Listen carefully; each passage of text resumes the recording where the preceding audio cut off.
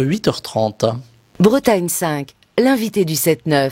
Et ce matin, il est venu en direct au micro de la matinale, Antoine Goulard. Il est responsable départemental adjoint des Jeunes Républicains des Côtes-d'Armor. Et il est avec nous en direct dans ce Bretagne 5 matin du mercredi. Bonjour. Bonjour. Et merci d'être donc en direct avec nous, d'avoir fait la route pour être au micro de la matinale. Antoine Goulard, je le disais, vous êtes responsable départemental adjoint des Jeunes Républicains des Côtes-d'Armor. Vous êtes engagé très tôt en politique. On voit beaucoup de jeunes, on en reçoit beaucoup au micro de la matinale en ce moment, de ces jeunes qui s'engagent en politique dans diverses formations. Qu'est-ce qui vous a motivé, vous ? Alors moi, ce qui m'a motivé, c'est l'intérêt pour la chose publique avant tout.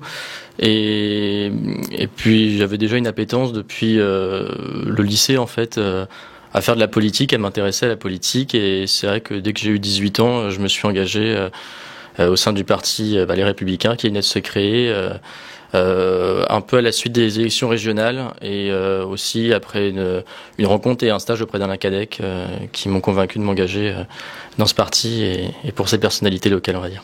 Alors sans trahir de secrets personnels, votre famille faisait de la politique, en parlait ? Pas du tout. J'ai pas du tout une famille politique. Dans la famille, non, personne s'ils s'intéressent, mais ils sont pas engagés comme je peux l'être. Donc non, c'est vrai que je sais pas trop comment, on va dire, pourquoi moi je me suis autant investi dedans. C'est personnel, c'est peut-être mon parcours aussi au collège et au lycée qui m'ont donné envie après de m'engager en politique. Voilà, donc les jeunes et la chose publique, on le voit aujourd'hui, c'est important aussi parce qu'on voit quand même si les jeunes s'intéressent à la chose publique, ils ont du mal à se rendre aux urnes. Est-ce que vous, sur le terrain, quand vous rencontrez d'autres jeunes, alors de votre sensibilité politique ou pas, est-ce que vous essayez de les convaincre, de dire voilà, il faut voter, c'est important aujourd'hui ? Ah bah oui, toujours, depuis le lycée, mais c'est vrai que c'est assez compliqué en effet que les jeunes qui se mobilisent. L'un des problèmes, je pense, ils voient pas l'intérêt aujourd'hui de pourquoi j'irais voter, qu'est-ce que ça va changer pour moi.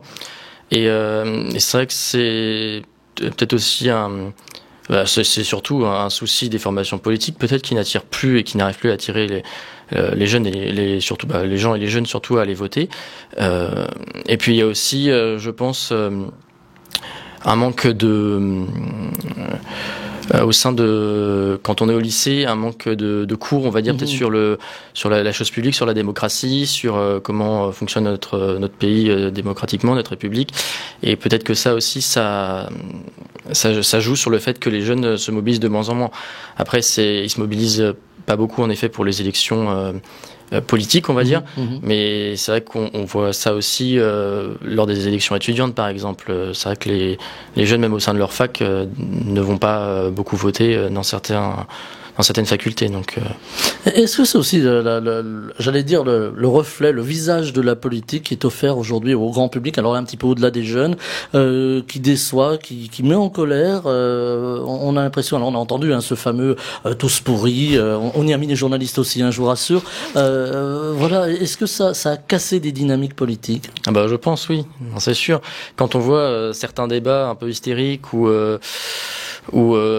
qui n'amènent pas grand-chose au final, qui n'apportent pas d'idées précises ou voire certains responsables politiques qui ont pu donner cette idée de tous pourris, comme vous disiez, et c'est sûr que ça donne pas envie et ça éloigne les Français et surtout les jeunes du débat et de l'envie de se mobiliser déjà et de voter.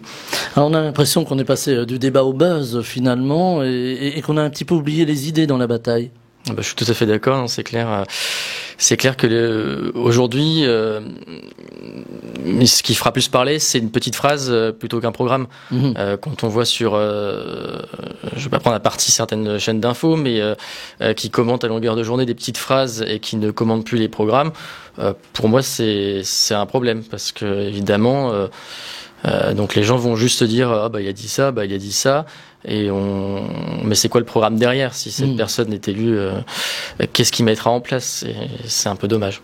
Alors les jeunes, on a toujours collé un peu l'étiquette. Les jeunes, ils sont tous gauchistes, ils s'engagent dans des partis revendicatifs, au mieux au PS ou au pire, hein, c'est ce qu'on entend à la France insoumise. Je vais me faire des amis. Vous avez choisi la droite, LR. Qu'est-ce qui vous a attiré dans LR finalement? Ah bah c'était plus ma sensibilité de pensée sur les questions économiques. C'est vrai que je me rapprochais plus de la droite que de la gauche. Mais après, c'est vrai, peut-être que les jeunes qui sont de gauche ont plus tendance à se mobiliser que les jeunes de droite. Il y a une culture de la mobilisation à gauche finalement. Oui, mais quand même, nous au sein des Républicains, des jeunes Républicains, on est quand même, il me semble, plus de 11 000 adhérents aujourd'hui. Ça montre quand même que les jeunes de droite se mobilisent en France. Donc non, on est aussi mobilisés à droite. C'est vrai que c'est un peu plus compliqué. Je pense quand on est jeune aussi, parce que comme vous dites, il y a cette image, t'es jeune, t'es de droite, t'es déjà vieux dans ta tête. C'est généralement ce qui nous est reproché.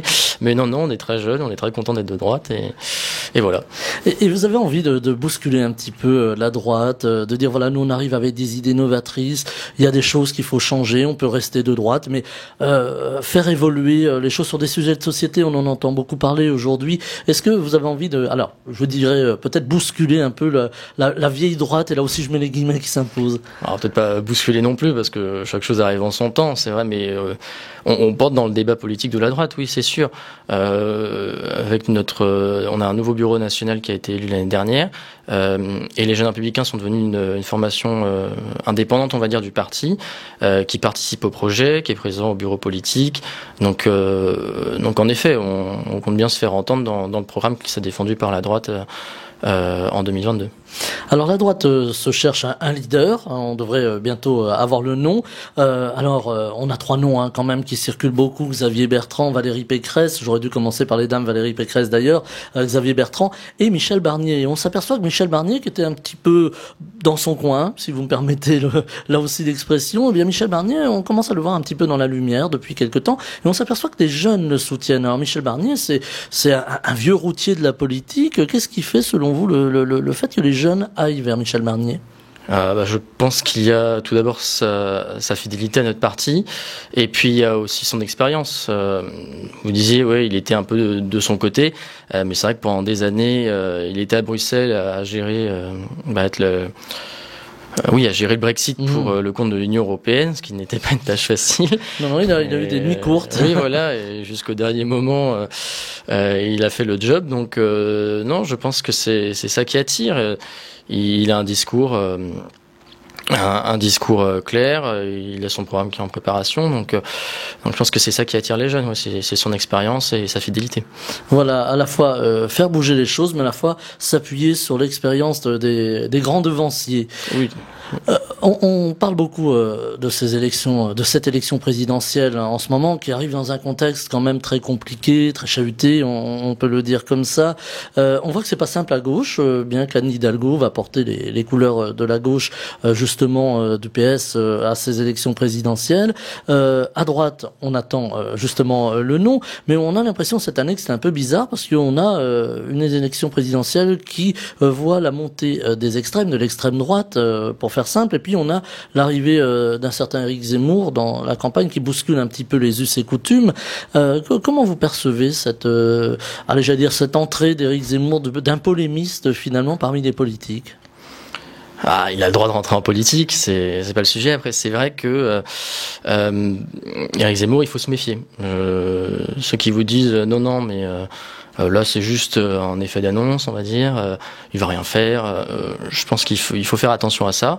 Il a un discours qui porte, qui attire. Quand on regarde les sondages, même si des sondages tous les 2 jours à 6 mois de la présidentielle, ça fait un peu beaucoup, mais bon voilà.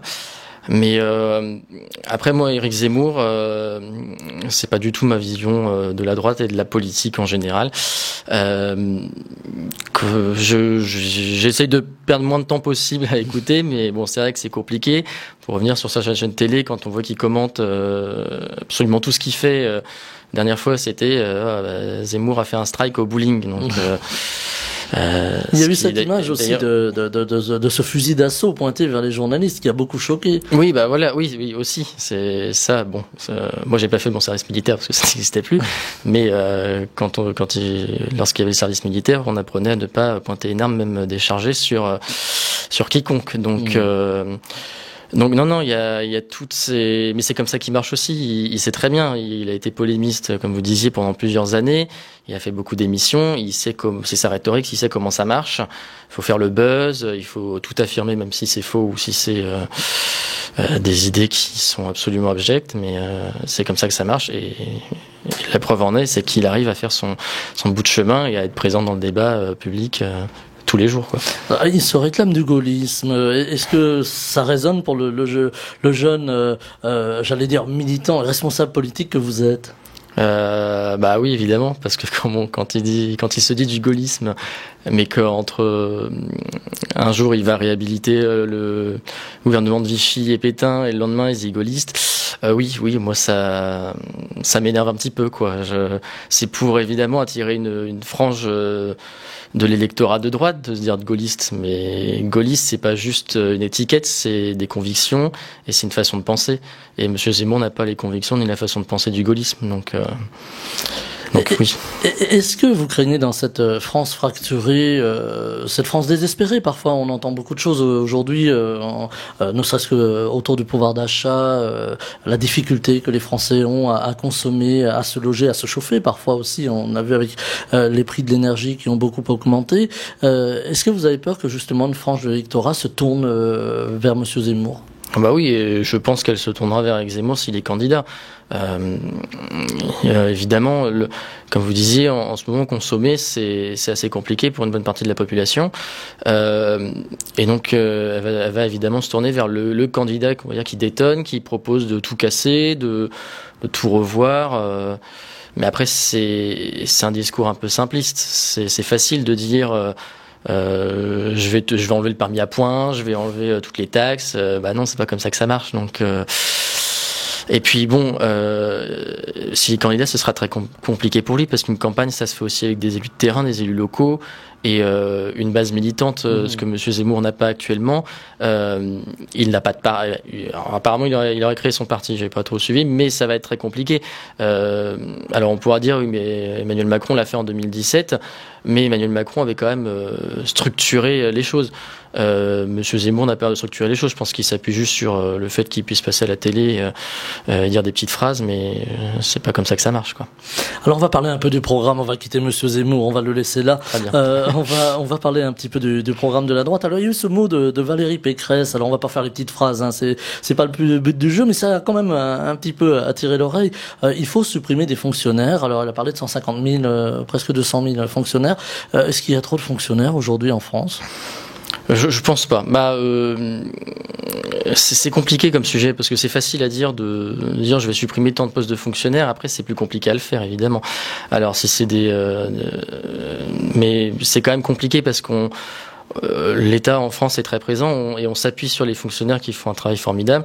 Je trouve ça un peu compliqué à chaque fois dans les campagnes de dire je supprimerai tant de postes de fonctionnaires.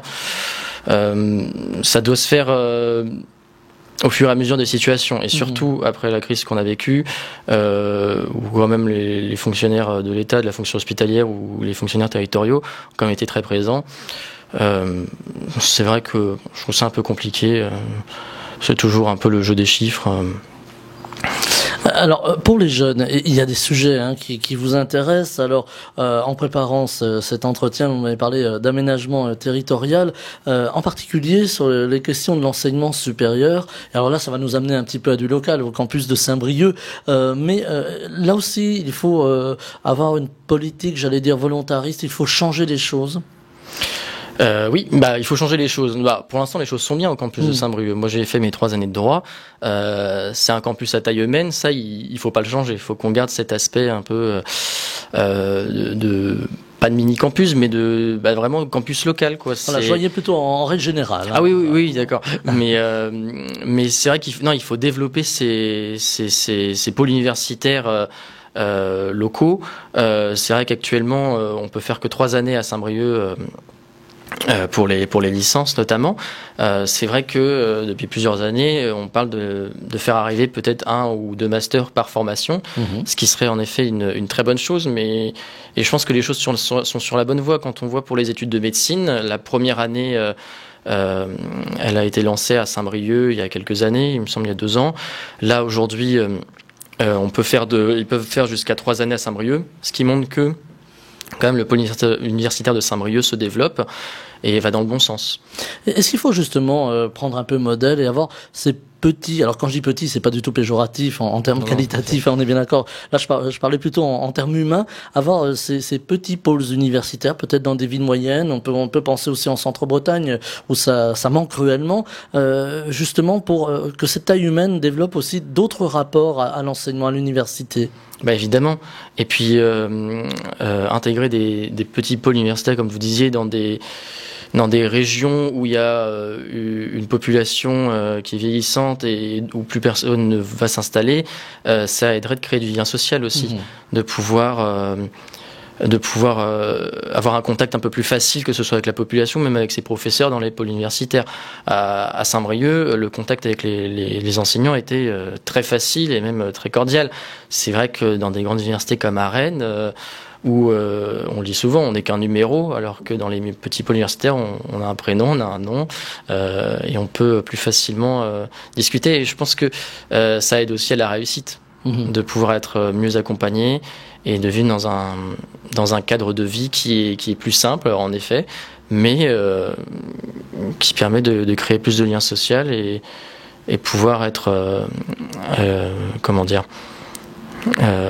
avoir un contact plus direct. Oui, voilà, avoir un contact plus direct avec les enseignants, les autres camarades de classe et la population. Alors, on parle depuis des années de réforme de l'université, de réforme de l'enseignement, et on s'est aperçu que tous les ministres qui en ont été en charge se sont un peu cassés les dents, permettez-moi le terme, il est trivial, sur ces réformes. Est-ce qu'il faudra y passer un jour ou l'autre à cette grande réforme de l'enseignement en France ?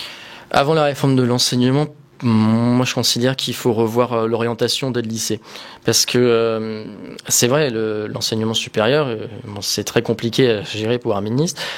Quand on voit encore aujourd'hui qu'il y a des formations où on accepte, on va dire beaucoup trop de monde, parce qu'il n'y a pas les moyens qui suivent derrière. C'est très compliqué après pour ces personnes qui sont mises dans des formations de pouvoir mener à bien leurs études. Donc, avant une réforme de l'enseignement supérieur, ce serait revoir l'orientation, qu'elle arrive peut-être plus tôt. Et qu'on soit mieux accompagné.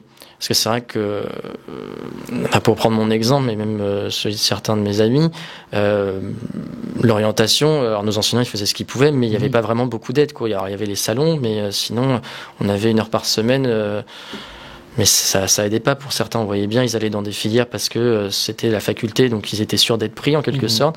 Mais sauf que c'est compliqué après pour eux, parce que même s'ils réussissent pas au niveau du moral, des fois c'est compliqué, donc il faudrait revoir l'orientation avant de faire une grande réforme de l'enseignement supérieur, selon moi. Et il faut aussi rapprocher l'entreprise, les professionnels de l'enseignement supérieur. Bah oui, et ça en soi, c'est là aussi où les pôles universitaires un peu plus locaux ont leur place. Trouver des stages, par exemple, lorsqu'on est dans un campus comme Saint-Brieuc, que ce soit en droit ou dans d'autres formations, c'est plus simple que d'en trouver à Rennes. Donc, c'est vrai qu'il faut rapprocher, en effet, le monde professionnel du monde étudiant, permettre une plus grande facilité de stage, comme je disais, mais aussi d'apprentissage, de contrats courts l'été, pour se faire aussi une idée de ce qu'est la vie professionnelle pendant ses études, et confirmer aussi que la formation qu'on a faite, c'est ce qu'on veut faire plus tard, et qu'on n'arrive pas au bout de 5 ans à se dire, ah bah non, j'aime pas ce métier-là. Alors c'est aussi une question, finalement, on a lâché le mot tout à l'heure, d'aménagement du territoire. L'aménagement du territoire aujourd'hui, c'est un grand enjeu, hein. On voit les disparités entre les grandes villes, on le voit en Bretagne aussi avec les métropoles, hein. D'un côté on a Rennes, on a Brest, on peut y ajouter Nantes. Est-ce qu'il y a des rééquilibrages à faire? Est-ce que vous aussi, les jeunes, vous avez votre rôle à jouer, je dis les jeunes engagés en politique, votre rôle à jouer dans ces grands rééquilibrages, vos idées à donner, à faire passer?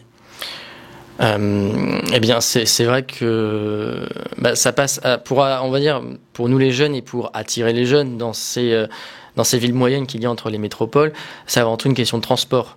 Parce que les jeunes aujourd'hui sont très mobiles. Nous, on a besoin de la voiture, en Côte d'Armor par exemple. Alors ça va, on a le train, on a eu la LGV jusqu'à Paris, mais par exemple, pour le Finistère qui n'a pas la LGV, c'est très compliqué de réinvestir par exemple à Quimper, attirer les jeunes.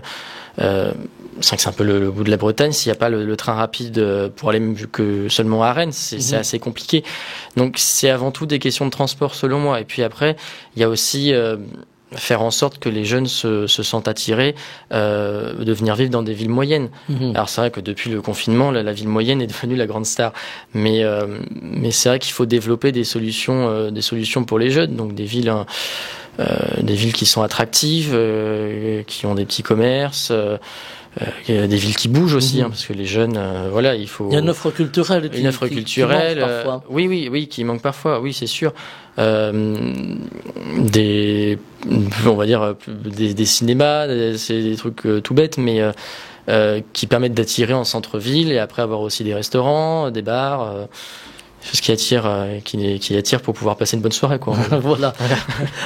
Il y a aussi, et c'est important, le côté professionnel, c'est aussi les entreprises. On a beaucoup de jeunes qui aujourd'hui, là aussi le confinement est passé par là, qui ont envie de travailler. Alors quand je dis pour eux, c'est-à-dire d'inventer, de créer, de monter parfois des start-up ou des petites entreprises.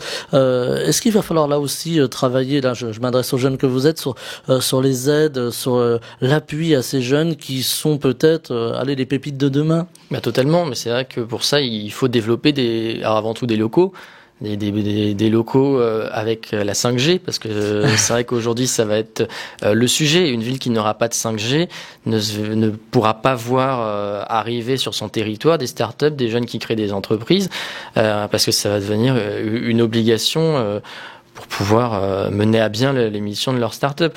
Et puis oui, des locaux, construire pas forcément construire, rénover des bâtiments existants, mais qui puissent accueillir des startups en coworking, en open space.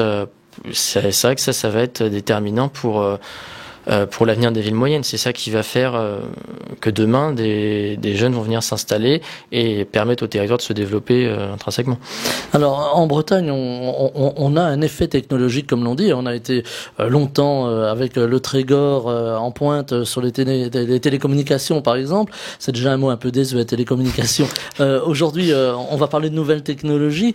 Est-ce qu'il faut aussi qu'une région, par exemple, comme la Bretagne, attire, là aussi, même dans les campagnes, les entreprises technologiques ou à forte valeur ajoutée technologique, justement, qui intéressent souvent la jeune génération? Bah oui, totalement. Et c'est pour ça que je parlais de la 5G. Il ne faut pas que la 5G soit réservée juste aux villes. Il faut aussi que ce soit développé à la campagne pour permettre. On ne parlera pas de la fibre, c'est promis. Oui, non. Merci. mais non, c'est vrai que il faut que tout le territoire soit développé en 5G pour permettre l'investissement, des entreprises dans tout le territoire. Mais au-delà de ça, pas parler que des startups, mais aussi des agriculteurs. La 5G, ça va devenir un outil pour eux qui va permettre d'organiser tout l'élevage qu'on peut avoir en Bretagne. Donc non, c'est très important. Et puis la 5G va aussi nous aider certaines entreprises et pouvoirs publics à développer leur territoire. Alors justement, sur le territoire, les pouvoirs publics, depuis quelques années, on les voit un peu moins parce que beaucoup de postes ont fermé, beaucoup de perceptions, même si c'est pas le lieu où on aime aller, forcément la perception, mais c'est important. Est-ce qu'il va falloir remettre du public sur le terrain? Là, ça nous ramène un peu à la suppression des fonctionnaires. Comment supprimer des fonctionnaires, mais à la fois maintenir la présence des services publics sur le terrain? Il faut évidemment garder une présence sur chaque territoire de notre pays. Après, c'est vrai que les générations qui arrivent, on est quand même plus adeptes du numérique. Dématérialiser. Oui, voilà, de la dématérialisation. Donc, il faut pas non plus développer trop, parce que après, peut-être que dans quelques années, il y aura trop de services qu'on en refermerait. Donc, ce qui serait un peu ridicule. Mais il faut garder un contact, un lien avec les services publics, l'action publique. Donc, évidemment, il faut réinvestir certains territoires qui ont été abandonnés. Comme vous disiez, il n'y a plus de postes. Mais dès qu'il n'y a plus de postes, ensuite c'est la boulangerie qui va fermer, le boucher, et après le village. les gens s'en vont et c'est ça qui est dommage. On parle aussi beaucoup dans cette campagne présidentielle des questions de sécurité. Alors on va pas reparler de Monsieur Zemmour, on en a parlé tout à l'heure, mais on a beaucoup parlé des questions de sécurité aujourd'hui.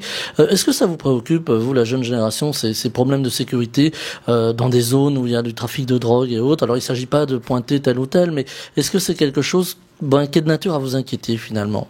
Bah évidemment, quand on voit dans certains coins où des gens ne peuvent plus se promener librement parce qu'il y a la peur, on va dire, de se faire agresser, évidemment que ça nous inquiète. Mais c'est même pas forcément là où il y a forcément du trafic de drogue. Maintenant, c'est un peu partout. C'est ça qui est dommage. Il faut absolument revoir notre politique de sécurité. Parce que actuellement, on vit dans un pays où il y a beaucoup trop de violence. Et ça inquiète tout le monde, évidemment, et les jeunes, parce que c'est pas simple de se dire qu'on peut pas se promener librement dans un quartier, quoi. Quand on parle sécurité, tout de suite, voilà, il y a une forme de blocage en France. Comment ça se fait qu'on n'arrive pas à parler de sécurité tout simplement de façon décomplexée et avec des rapports humains normaux? Je pense que c'est devenu un sujet compliqué et ça à cause d'une forme d'anti-police et d'anti-force de l'ordre qui s'est développée, mais pas forcément que chez nous. Ça vient des États-Unis, mais d'autres pays aussi. Et c'est vrai que ce lien de confiance avec les forces de l'ordre, c'est un peu rompu. Et ce qui fait qu'aujourd'hui, dès qu'on parle de sécurité, on va dire oui, non mais la police, nanana. Et c'est pas comme ça qu'on va réussir à retrouver une tranquillité publique au sein de l'espace public. Alors il nous reste une toute petite minute, Antoine Goulard. La campagne est lancée. Je vous ai demandé tout à l'heure hors antenne pour qui vous alliez rouler, pardonnez-moi du terme. Vous m'avez dit je ne sais pas, j'anticipe votre réponse. En tout cas la campagne est lancée, vous allez être sur le terrain, les jeunes vous allez peser, vous le disiez en commençant. Est-ce que justement c'est une campagne importante pour la droite qui a eu du mal, allez, un peu comme la gauche, mais à se recomposer, à rediscuter entre les différentes personnalités, les différents courants? Oui, ce sera très important. Ce qui devra être fait dès le 4 décembre, après le choix de notre candidat, c'est de tous se rassembler et de faire campagne pour lui. Si on n'arrive pas à se rassembler, c'est sûr que la campagne sera un peu plus compliquée. Et si on n'arrive pas au second tour de la présidentielle, ce sera assez compliqué, je pense, pour notre parti de s'en relever. 2 élections à la suite sans être au second tour, ce sera assez compliqué. Il faudra une réforme de la droite profonde, là aussi, des questions à se poser. Alors tout dépend comment on voit la chose, parce que le rassemblement des droites, ce n'est pas ma vision de la droite, mais il faudra... Non, je parlais de LR oui, mais il faudra sûrement revoir, peut-être nos façons de faire campagne si ça ne marche pas, notre programme peut-être on verra en fonction du résultat qu'on aura, mais évidemment si on n'est pas au second tour, il faudra se remettre en question, oui. Eh bien, c'est là-dessus que l'on va se quitter. Antoine Goulard, je rappelle que vous êtes responsable départemental adjoint des jeunes républicains des Côtes-d'Armor, déjà en campagne, on l'aura compris, et vous êtes venu au micro de la matinale. C'est votre première radio ? Alors pas la première radio, mais la première radio politique, oui. Voilà, eh bien, voyez, ça s'est très bien passé. Oui, merci infiniment, en tout cas, d'être venu en direct avec nous ce matin, et très belle journée. Merci. Bretagne 5 matin, le 7-9, Stéphane Hamon.